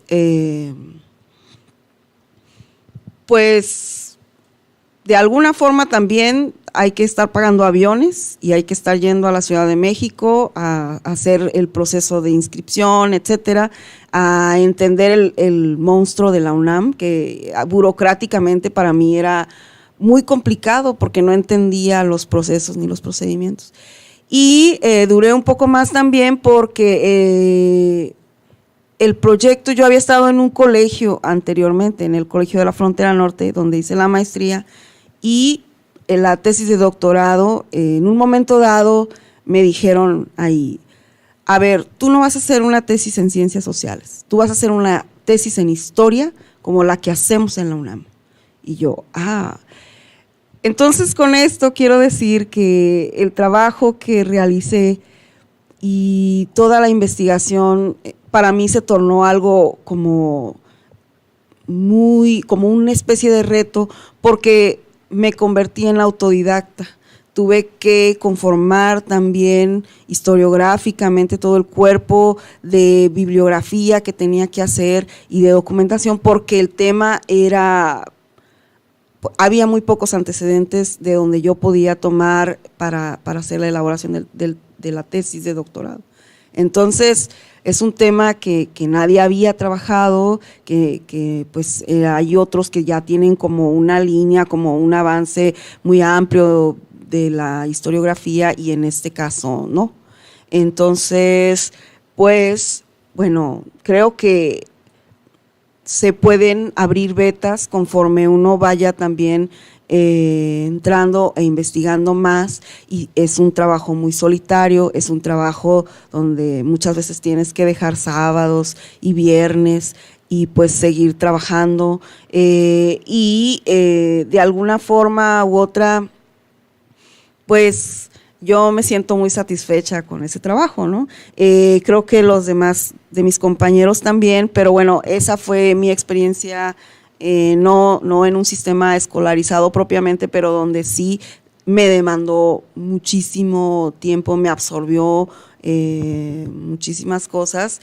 Y pues bueno, aquí estamos. Eso no les va a suceder a ustedes porque aquí tienen un sistema escolarizado donde tienen que terminar en 3 años el trabajo de la tesis y tienen que acabar en tiempo y se tienen que dirigir. Por eso hay que hacer el trabajo totalmente asequible y con una calendarización muy específica, etcétera, ¿no? ¿Alguien más que quiera platicar sobre su experiencia? Bueno, como es el momento de la catarsis y de la lagrimita, ¿no? Bien. Bueno, hablaré un poco de mi experiencia en cuanto al tema que menciona la doctora Diana, de la elección, ¿no? Al final, cuando uno ya está en el doctorado, dice, bueno, pues me interesa trabajar esto, me interesa trabajar lo otro, ¿no? Yo fui muy afortunado porque tuve siempre el apoyo de mis padres y sobre todo de las instituciones públicas beneficiadas con todos los impuestos que paga la sociedad mexicana y que ganaba en premios, becas, etcétera, ¿no? Entonces, en ese sentido yo no me puedo quejar, sino agradecerle a la sociedad el haber contribuido de esta manera con mi formación. Cuando ya estoy en el doctorado para elegir tema, a mí me había interesado, había trabajado para la licenciatura un asunto de política económica durante la Revolución. Y en la maestría me había acercado hacia el área de Michoacán, una familia de origen italiano, los Cusi, que empecé a descubrir que habían fundado 2 grandes haciendas, Lombardía, Nueva Italia, que después se transformaron en municipios y ciudades importantes y que después el doctor Alfredo Pureco desarrolló de manera magistral, ¿no? Pero digamos, esa era como mi temática. Y claro, cuando uno está en esa disyuntiva dice, bueno, ¿y dónde están las fuentes, ¿no? ¿Dónde empieza uno a trabajar? El primer reto fue elegir al director de la tesis, ¿no? Entonces, por la temporalidad yo había escogido a un profesor X, ¿no? Pero el profesor X no me aceptó, ¿no? Me recomendó con otros 2. Fui con la profesora Y y me dijo, mira, sí está muy interesante tu tema, pero como está relacionado con el ámbito económico, yo no le quiero entrar, ¿no? Bueno, pues entonces tengo que plantear algo distinto, ¿no? Para que la otra opción que me queda pues pudiera ser más o menos creíble con el director que me quedaba o la recomendación que me habían dado. Y llegué al Archivo General de la Nación a encontrar o a buscar cuáles eran las fuentes necesarias para mi trabajo, ¿no? Bueno, ya dijeron que yo vengo del Colegio de México, del Harvard de México, y por lo tanto tenía que presentar pues un proyecto decoroso, ¿no? Cuando comienzo a revisar uno de los fondos que llamó mi atención, se llama la Caja de Préstamos, el fondo un fondo documental de la Caja de Préstamos, que fue una institución que por la crisis de 1907-1908 absorbió buena parte de la banca regional porfiriana y se quedó con toda la documentación, ¿no? Una especie de Fobaproa o de antecedente del Fobaproa que se comió todos esos créditos y que había una gran cantidad. Y al lado había otro fondo que estaba en las galerías, en las galeras del antiguo Palacio de Lecumberri, que es el de la Comisión Monetaria. Entonces los dos temas empezaron a llamar mi atención, la moneda y la banca, y sobre todo estas instituciones. Claro, cuando yo llegué ya con un boceto mínimo con mi tercera opción, mi director me dijo, perfecto, muy bien, esto nadie lo ha trabajado, suena interesante, comienza a escribir algo, ¿no? Cuando presento el primer avance, pues dice fuente, crujía 3J, estante 16, caja tercera de la puerta hacia adelante, ¿no? Porque esa documentación no estaba trabajada, no tenía un orden, no tenía un instrumento de consulta y por lo tanto pues no podía darle seguimiento. Entonces, por supuesto, mi director de tesis me dijo, pues es que así no puede funcionar. Primero tienes que organizar el fondo, darle sentido, ponerle caja tal, caja numerito, expediente, etcétera. Bueno, todo este rollo me llevó a organizar 1,200 cajas de archivo, ¿sí? Durante casi 2 años. Mi director pagó un becario extra y al final la riqueza de esos dos fondos documentales, el de la Caja de Préstamos y el de la Comisión Monetaria, abrió un panorama de posibilidades de estudiar ferrocarril, Nacional Financiera, toda la banca porfiriana, el crédito agrícola, la moneda, los billetes, los bilimbiques, es decir, ya no me faltaban fuentes, ya no me faltaban temas. Lo que necesitaba acotar era justamente ahora la temporalidad y qué es lo que de verdad quería yo estudiar, o podía, porque si no me iba a llevar toda la vida, ¿no? Entonces, bueno, creo que esta experiencia también de tener muy claro a dónde se consiguen las fuentes documentales para hacer la tesis y sobre todo si tienen instrumentos de consulta o la posibilidad de acercarse a ellos, facilita el trabajo. De lo contrario, pues también van a sufrir ahí en medio de los ratones, medio sinusitis y bueno, un montón de características que tienen o que tuvo esa Galería 2, que ahora ya no existe, bueno, existe pero ya no está la documentación ahí y que, digamos, eso es lo que puedo compartir en este momento. Muchas gracias, doctor Méndez. Yo quiero abonar un poquito mi experiencia que bueno, finalmente cada tema y cada investigador tenemos ahora sí que una historia que contar, porque, y bueno, esto nos llevaría a otra hora y media que no la vamos a dedicar ya porque el tiempo ya vamos cerrando y literalmente el instituto va a cerrar sus puertas por una cuestión técnica en este momento. Sobre la metodología de la investigación histórica, porque y algo que siempre platicamos en los cursos, pues no hay una receta ni el paso A, B, C, D, ¿no? Cada tema tiene su propio reto y sus propios caminos. Pero sí me parece importante, y eso lo señaló el doctor Ramiro, que creo que es una recomendación que les hacen en el COLEF, que sus temas tengan que ver con algo que les sea cercano, algo que tengan un conocimiento previo, un poco para ahorrar el camino. En mi caso, y ahí se los digo por experiencia, me parece que eso es un tip y algo fundamental, porque si no el camino se hace mucho más largo. Cuando uno en una tesis de doctorado, yo cursé un doctorado directo y tuve la maravillosa idea de estudiar una región que no conocía, que era el sur de Tamaulipas. Pero además enfrentarme y saber, y ese fue mi primer acercamiento, de que el norte de México, el amplio norte de México, tiene una dinámica muy diferente a la que yo conocía siendo estudiante en la Ciudad de México, nacida en la Ciudad de México y que había estudiado la historia de México, ¿no? Y no de las regiones de México y establecer estas diferencias, aunque me formé ya en 1996, ingresé a la licenciatura, con este cambio en la historiografía de la historia regional y etcétera, ¿no? Por revisionismo y tal. Entonces, el acercarme a estudiar el sur de Tamaulipas me llevó a remontarme a la época colonial. Aunque yo quería estudiar el siglo XX, tenía que entender cuál era la dinámica de poblamiento, de ocupación del espacio, de una zona que a mí me era completamente ajena.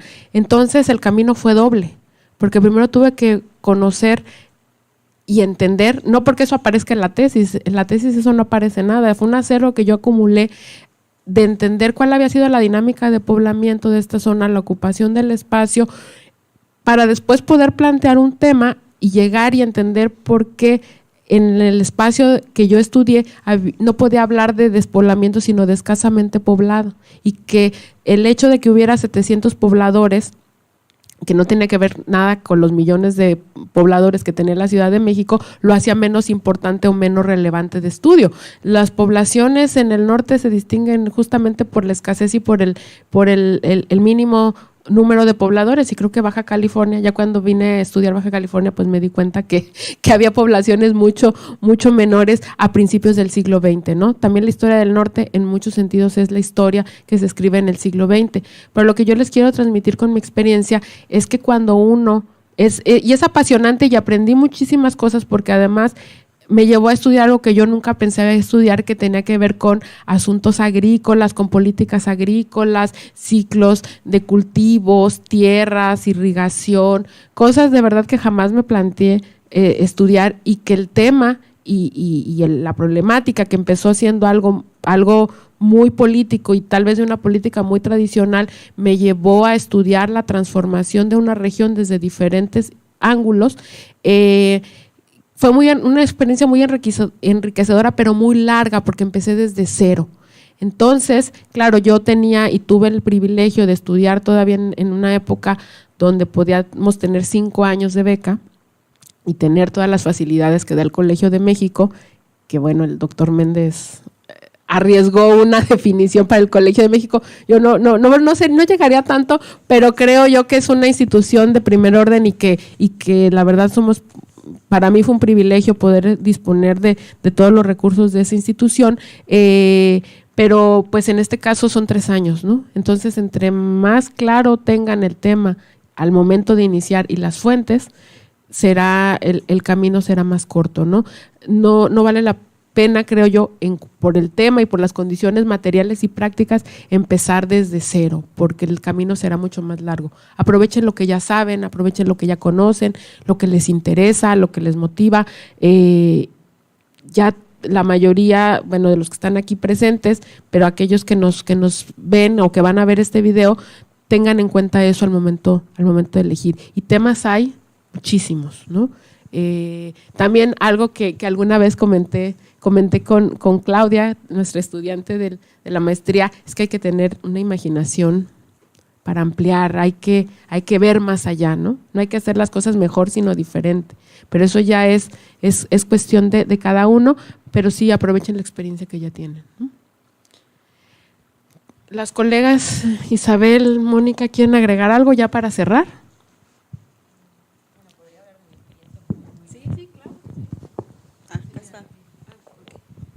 Bastante distinta a la de los compañeros, porque vengo de un mundo donde las becas eran mucho más difícil cuando yo estudié y tal. Pero sobre la elección del tema y conocer el lugar que yo estudié, pues sí es complicado en mi caso. A mí lo que me gustaba mucho era Historia de América, sí me encantó desde que en la universidad me dieron las asignaturas, las optativas que tenía, que eran optativas de Historia de América, muy generales, y me encantaba el periodo de la Edad Moderna, como llamamos en España, aquí le dicen colonial, o el antiguo régimen era como. Entonces uní la época que me gustaba con la región que yo quería estudiar, y como comenté antes, no me gustaba la historia de los reyes, ni de los grandes personajes, ni de los grandes mineros. Por eso entonces decidí estudiar minería, porque era como en la Universidad de Granada, donde yo estudié, era como era el clásico de los estudios de minería, pero estudios de minería de élites y de instituciones. Entonces yo quise un poco estudiarlo, pero desde la perspectiva social del mundo laboral, los trabajadores y los que estaban abajo. Entonces, por ir rápido, para terminar, entonces elegí, mi tema fue Huancavelica, en Perú.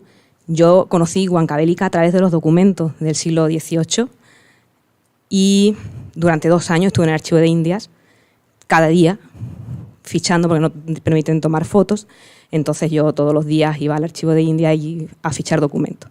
Es verdad que es una labor, como decían, el trabajo del historiador solitaria, y la parte de archivo, cuando tú estás con el documento, estás tú solo, pero yo conocí muchísima gente en el archivo de Indias. Es decir, es como conoces un montón de gente que están haciendo lo mismo que tú. Conocí gente que venían de Lima y me hablaron de esa Huancavelica que yo abría en los documentos. Conocí mucha gente que venía de México y tengo más amigos mexicanos que luego de Lima, porque conseguían menos becas en el caso de Perú para poder viajar a España y al archivo de Indias. Entonces, aunque es una labor muy solitaria, yo sí logré, y teníamos siempre como un núcleo de amigos y de colegas que íbamos con la misma preocupación y todos hablando siempre de lo que nos encontrábamos en el archivo de Indias. Y después de esos 2 años de ver Huancavelica en la documentación, pues conseguí una beca de movilidad, 2 becas de movilidad, y pude ir a Lima y finalmente también conocer Huancavelica. Mucha gente me dice, estuviste en Lima, estuviste en Perú, viste Machu Picchu. No tuve tiempo de ir a Machu Picchu, pero fui muy feliz cuando fui a Huancavelica. Creo que cuando estuve allí, el primer día que llegué, pues sí, fue como realmente conocer como todo lo que yo había visto en los documentos. No iba a decir, todo lo que vi en los documentos no lo vi en la realidad, porque Huancavelica sí sufrió como un vuelco en su historia, es decir, sí fue el centro casi del Virreinato del Perú, en el periodo que yo estudiaba. Era un centro neurálgico. Cuando yo llegué, es uno de los departamentos más pobres de Perú. Entonces, como que el cambio es impresionante. Aún así, queda como rastro de todo lo que yo estudiaba. Las calles se seguían llamando igual, el centro era como Plaza de Armas, era igual, la catedral, los núcleos de poder que yo había estudiado y que seguían allí representados. Y bueno, y las condiciones del archivo, pues sí, yo había estado en el archivo de Indias, que era un archivo, unas condiciones únicas y un archivo impresionante en la conservación. El archivo de Huancavelica no se merece ni el nombre de archivo, porque es como una acumulación de documentos en una habitación. Tuve en periodo de lluvias, diluviaba, y le caía a los documentos del siglo XVI, XVII y XVIII el agua encima. Entonces, como que el estado de conservación es muy penoso. Y bueno, espero que está como intentando ser patrimonio de la humanidad y llevar el proyecto, pero de momento como que no lo han logrado todavía y ojalá puedan lograrlo para que... Y parte de, como muchas veces me he ofrecido a hacerles como el estudio de si necesitan parte de estudios históricos, como yo estudié, fue en parte de mi tesis doctoral, me ofrecería ese estudio de patrimonio para proyectos de patrimonio que sí serviría mucho a esa sociedad que hoy día no tiene otros recursos económicos para salir adelante, pero bueno. Y de ahí después pues cambió mi destino hasta Nueva España. Muchas gracias, Isabel. Nada más respecto a las fuentes y algo que, bueno, ya mencionaron sobre el acervo y demás, creo, y por mi experiencia, mi conocimiento en cuanto a historia del norte de México, que Baja California tiene uno de los acervos más amplios, que fue rescatado y que se fue integrando desde los años 70.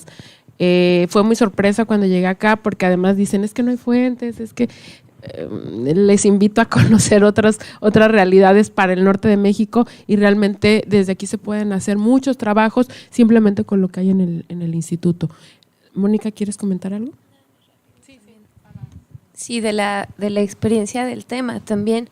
Yo desde que estaba en la maestría todavía no tenía muy claro cómo iba a concluir mi tesis de maestría, pero ya tenía clarísimo que iba a ser para el doctorado, porque en la investigación que fue sobre unos tumultos que hubo en San Luis Potosí en 1767 en torno a la expulsión de la compañía, encontré que la mayoría de los operarios mineros que estuvieron levantados en esos tumultos eran mulatos, eran negros, eran esclavos. Entonces, esta población, el que me apareciera tanta población afrodescendiente en un contexto en el que la historiografía tradicional no reconoce para nada la presencia de este tipo de grupos, me llamó mucho la atención y lo fui dejando aparte, ¿no? Y en cuanto terminé la maestría dije, esto es para el doctorado. Ya tenía muchas fuentes en mente que se puedan consultar, y más bien lo que sucedió fue que por una serie de cuestiones personales tuve que posponer el ingreso a mi doctorado. Yo terminé la maestría en 2008 y pude ingresar al doctorado hasta 2011, cuando tenía ya listo mi proyecto desde 2006, casi creo, ¿no? Y aquí, pues nada más para terminar, justo también a veces hay cuestiones personales que no nos permiten tener la movilidad y todo esto de lo que estamos hablando, el tiempo de dedicación completa y todo. Entonces sí, yo creo que es muy importante tomar en cuenta si vamos a estudiar un posgrado y particularmente un doctorado con este régimen de exigencia de tiempo completo, es que nos tiene que apasionar mucho. O sea, tenemos que levantarnos y desayunar, comer y cenar historia, y nos tiene que apasionar cuando menos nuestro tema, ¿no? Pero todo lo relacionado con la historia y con las disciplinas, pero de verdad nos tiene que apasionar, porque es una disciplina y es ya en el nivel de doctorado nos damos cuenta de cuán celoso es el trabajo del historiador. Es celoso, si le deja dedicar uno 6 meses, se queda uno atrás y le pasa por encima toda la discusión y todo lo demás, ¿no? Entonces, nos tiene que gustar, no mucho, nos tiene que apasionar, tiene que ser algo que verdaderamente nos tenga capacidad de darnos, o donde busquemos una plenitud inclusive y una satisfacción personal como proyecto de vida, porque si no, por ahí en el camino la exigencia es tal que podríamos abandonar el barco, ¿no? Claro. Bueno, pues muchas gracias. No sé si los asistentes tengan alguna pregunta. Ajá. 10 cuartillas, doble espacio, citado en Chicago 16 para historia, que es una duda constante. No sé si son 12, 13 o hasta 15 cuartillas, está bien, pero no algo muy extenso, pero claro, ¿no? Tema, objetivo, justificación, listado de fuentes, que muestre la pertinencia del proyecto que se está proponiendo, bibliografía general. Bueno, ya esto es una cuestión más técnica, ya para cerrar.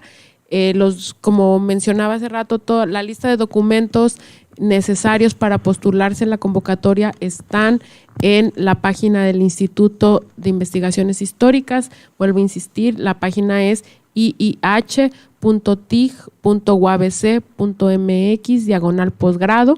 Ahí están toda la lista de documentos.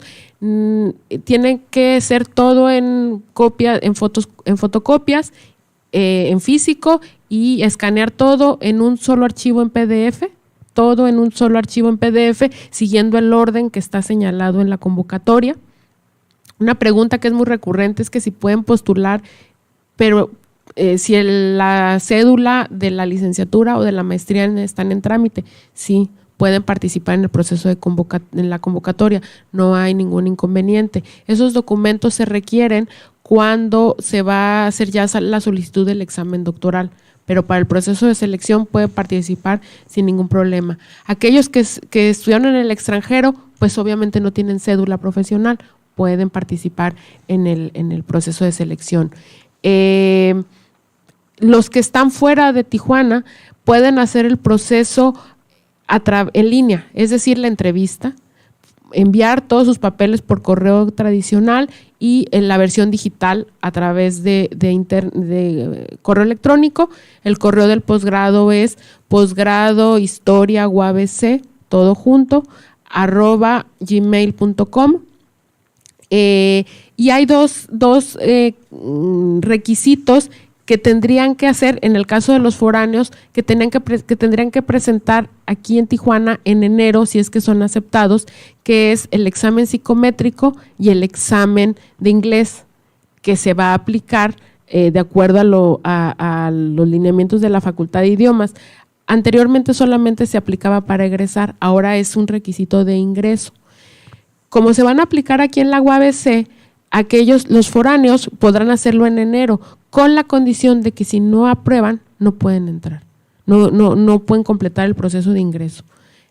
Pero en tanto llega ese momento, pueden hacer el proceso de selección a distancia, que es la entrevista y el examen de textos especializados. El ingreso es en enero con una semana introductoria, pero las clases inician en febrero de 2019. ¿Qué más? No sé si tengan alguna otra pregunta de orden práctico. Ya hablamos de cosas más profundas y experiencias personales y lágrimas y demás. Ajá.